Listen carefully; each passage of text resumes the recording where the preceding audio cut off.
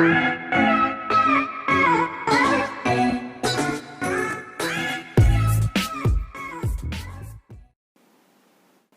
friends, welcome back to my channel Let's Learn Literature. This is Shruti Singh. I am here again with a new video for our literature students. So in previous videos we have discussed about the age of Chaucer. So now in this video we will be discussing about the revival of learning. In this video we will cover the whole aspect of that time, that like not the literature of that time only, but the literary changes, the political changes, the exact meaning, what the revival of learning exactly means, the word of the time and the literature of the revival. So without any further ado, let's roll. The century and a half following the death of Chaucer, that is from 1400 to 1550, was the most volcanic period of English history. The land is swept by vast changes, but that was inseparable from the accumulation of national power. But as we all know, power is, I think, the most dangerous thing until men have learned how to control it. And this was the reason why, firstly, all these changes seemed to be of no use because they didn't have any aim or any direction. Henry V, who was at reign during that time, his life, as depicted by Shakespeare, was a typical of that time. He first let the Europe feel the might of the new national spirit, but when he realized that a kind of a rebellion spirit is growing in his own home or in his own kingdom, to divert the mind of people, what he did is he led his army abroad in apparently impossible attempt to gain for himself three things: a French wife, French revenue, and the French crown itself. The Battle of Agincourt, which was fought in 1415, and 5 years later, that is in 1420, the Treaty of Troyes, France acknowledged his lights to all his outrageous demands.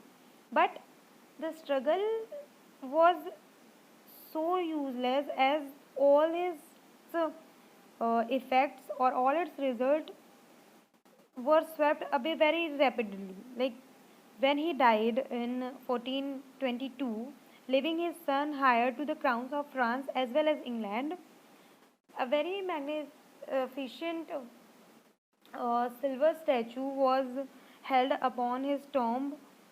It was a kind of symbol of his victories, but that was also stolen by someone. Henry VI, his son, was nothing but a shadow of the common people, sorry, the shadow of noble peoples or the kings. He seized all the powers of England and turned it to a kind of self destruction.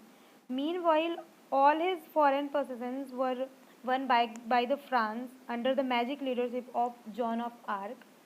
Meanwhile, the fruitful reign of Edward III had some redeeming quality, that he marked the end of the civil war and the destruction, and made a possible new growth for the English sentiment under the popular Tudors.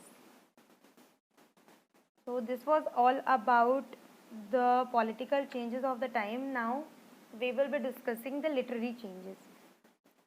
While England during this period was in constant political strife, yet rising slowly.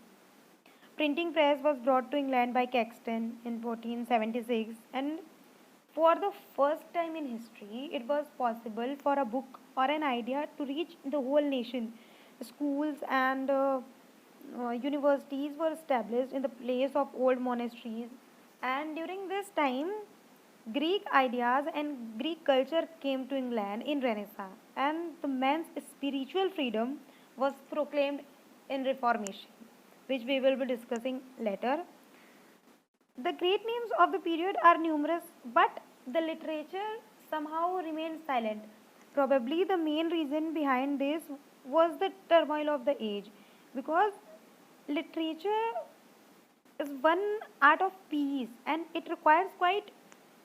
uh, it requires quiet and meditation rather than activity. And the most important thing is that literature had first to be lived, then it could be expressed itself. So writers had first to live the revival time, and then they could write anything about the revival. The revival of learning means the meaning, what it actually means. So the revival of learning in its broadest sense is the gradual enlightenment of the human mind after the darkness of middle ages. Most commonly two names are often applied to this period of time, that is Renaissance and humanism. Now, what Renaissance actually is, the term Renaissance, as used by many writers, is to denote the whole transition from the Middle Ages to the modern world. But it could be more correctly applied to the revival of art, the whole art, not only literature. It could be used as the revival of art resulting from the discovery and the imitations of the classic models. Now, if we talk about humanism, so here humanism applies to the revival of classic literature only. Renaissance was applied to the classic art, all the forms of art, but humanism is applied to the classic literature only, which was called, as many of its readers, that more human writing rather than old any theologies were the best means of promoting a largest human interest. Like literature could be used to increase or enhance the human interest more than any other thing or any other theology. But now here we are using the term revival of learning to cover the whole movement. And the main essence of this movement, as said by Lamartine, is that man discovered himself and universe, and according to Taine, that man so line blinded during the darkness of Middle Ages had suddenly opened his eyes and seen. Now literature of the revival. So before studying literature of revival, I want to tell that though it was a very long period of 150 years, yet there were a few literature worth remembering or worth reading. And we must think about what was the cause behind this, like during this long span of time, why so many literary work were not produced, or either they were produced but not studied, or they could not get the readers. So the main reason behind this was that man's mind was too occupied with religious or political change, with the rapid enlargement of mental horizon, to find that peace and leisure which are essential for literary result. And that period lacked these basic peace, because there was a flood of new discoveries which occupied the whole concentration of the peoples. And this what could I say, this what should I say, this prevented huh. So this prevented writers to write anything. But in Italy especially, the century after the brilliant ages of Dante, Petrarch, there also no literature was produced, and the Italian language itself seemed to go backward. And the main reason or the truth behind this, that writers like Chaucer were so advanced in their mind that the medieval mind were too narrow for them. So there could not be many literary developments or any literary development. But then also there are some exceptions, which are, the first one is the Praise of Folly, and it was written by Erasmus.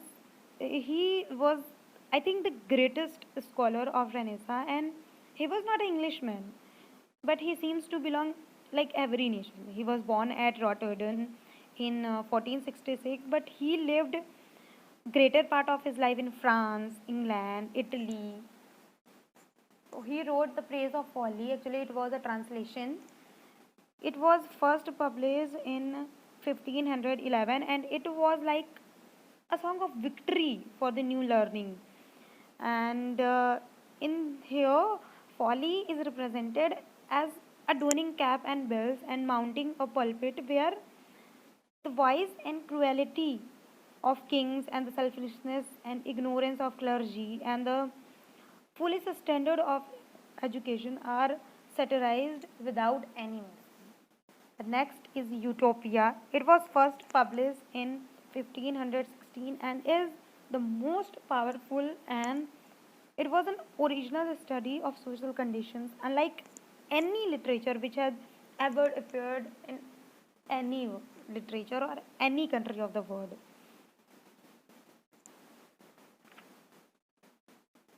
Here, Moore learns from a sailor, one of Amerigo Vespucci's companion of a wonderful kingdom of nowhere, in which he questions all about labor, government, society, religion, and has been easily settled a simple justice and a common sense. Like in Europea, we find for the first time a foundation, sorry, a foundation of the great three words liberty, fraternity, and equality, which retained their inspiration throughout the French Revolution.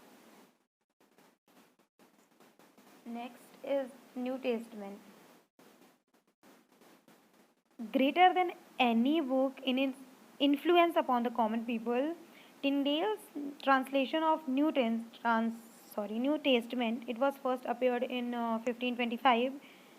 It fixed a standard of good English and at the same time brought the standard not only to scholars but the homes of common people also.